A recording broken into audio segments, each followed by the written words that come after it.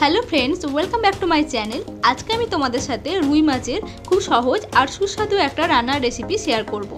আশা করি ভিডিওটা তোমাদের ভালো লাগবে।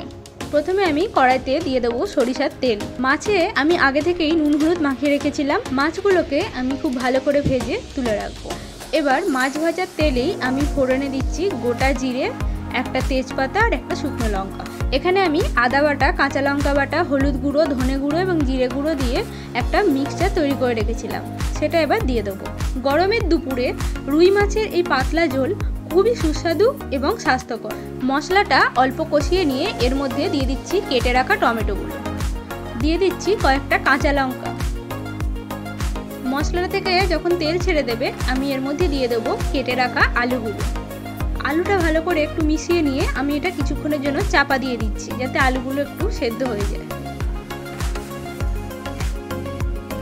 এবার দিয়ে দেবো কেটে রাখা পেঁপে আর তার সাথে দিয়ে দিচ্ছি কেটে রাখা কাঁচকলা। এবার সবজিগুলো সেদ্ধ হওয়া পর্যন্ত আমি চাপা দিয়ে ভালো করে রান্না করে নেব। সবজিগুলো সেদ্ধ হয়ে গেছে আর খুব সুন্দরভাবে মশলাটা থেকেও তেল ছেড়ে দিয়েছে। এবার আমি এখানে জল দিয়ে দেবো পরিমাণ মতো। ঝোলটা খুব ভালোভাবে ফুটে গেছে। এবার এর মধ্যে দিয়ে দিচ্ছি আগে থেকে ভেজে রাখা মাছগুলো। মাছ দিয়ে দেওয়ার পরে ঝোলটা ভালোভাবে ফুটে আসলেই আমাদের রান্না কমপ্লিট। ভিডিওটা ভালো লাগলে ভিডিওতে একটা লাইক আর চ্যানেলটাকে সাবস্ক্রাইব করে দিও।